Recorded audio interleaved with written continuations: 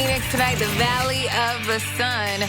Losers of back-to-back games. They fall in Phoenix. Final score 109-101. You know what? We hyped up this game, and guys, it certainly lived up to it. Game that was back and forth. Well, in the fourth quarter, the Clippers were down 14 and got it down to 1 a couple of times, but just couldn't finish the job done.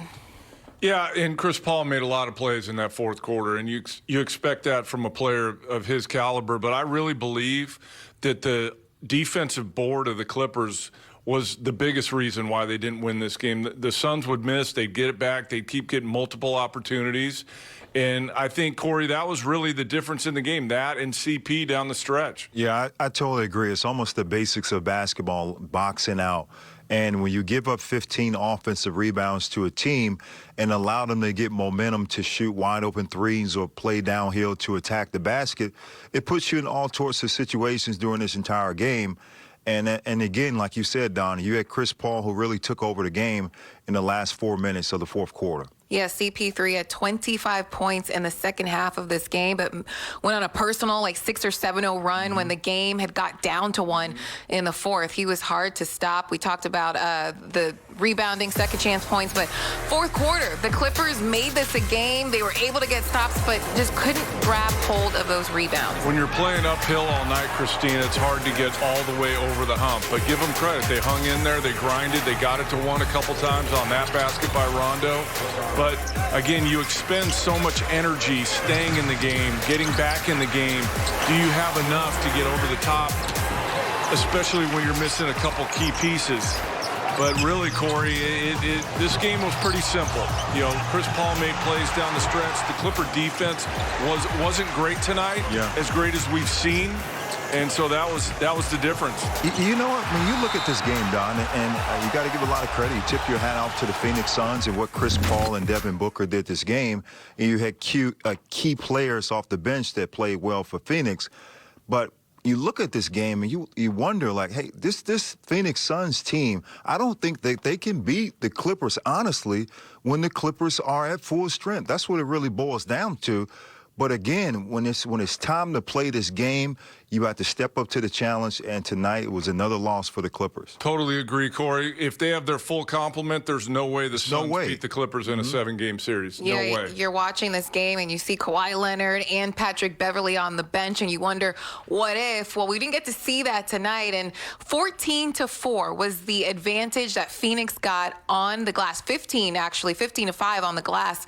On offensive rebounds, they just could not get those boards when they needed them. And it breaks your defensive spirit. You know, you're up and into guys, getting them to miss, and then you just can't go get the miss. And if it's multiple times, it just really takes your will away, especially, Corey, when you've been coming from behind all night.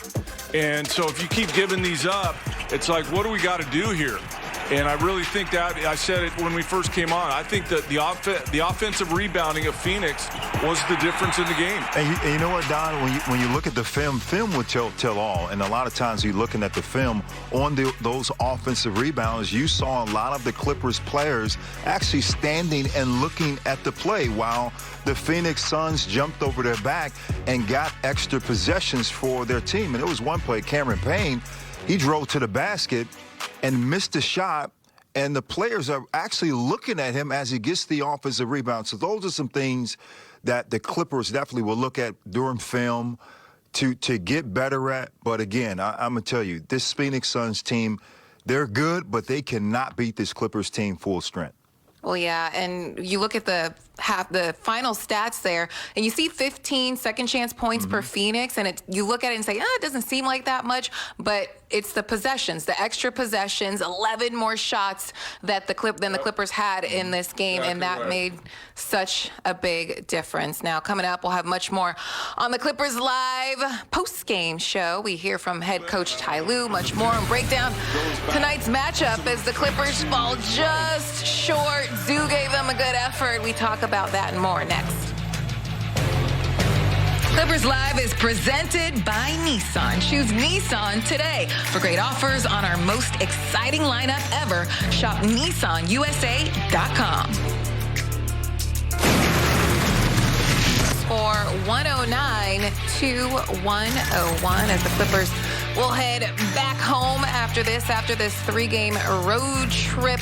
But tonight, despite the loss, Paul George poured in 25 points. He had 16 at the half, so it seemed like they did a better job defensively against him. But what did you see, Don? He was aggressive early. He needed to be. And I said at halftime, Christina, that they needed a monster second half from him. Unfortunately, didn't get it. Give the Suns defense some credit for that. But, you know, PG's been on a mission, Corey, for a while here. And when he's shooting it well from behind the line, he is unstoppable. Unfortunately, only 3 of 9 from behind the three-point line tonight. But you needed other guys. Like the Clipper bench didn't help all that much, except for Rondo really came in and gave him a jolt. But when you're a superstar player and your other superstar isn't playing, it becomes much tougher because the defense is keying on you. And I think the Suns' defense did do that in the second half. Yeah, I totally agree. You could see that they really collapsed on Paul George. And one thing about PG, he continued to attack, and I love to see him continue to get to the paint. But again, when you have only one superstar on the basketball court, it gives you a way that you slow down the main guy. And they made Paul George pass the ball in that second half, load him up, put a lot of pressure on him to allow his teammates to try to take some big shots. And, Don, you talked about the others. And that's what Phoenix got tonight. Bridges, Payne, Kaminsky, all of their other guys, their role players stepped up. Now let's look at tonight's CarMax Call Your Shot, because we were just talking about Paul George. Here's tonight's Call Your Shot. It's Paul George has made 7 3-pointers in each game versus Phoenix. Will he make 5 or more tonight? It's rare the night that we get the CarMax right, Corey, but the Clippers lose. Like, I can't remember this happening. Unfortunately, we were right tonight.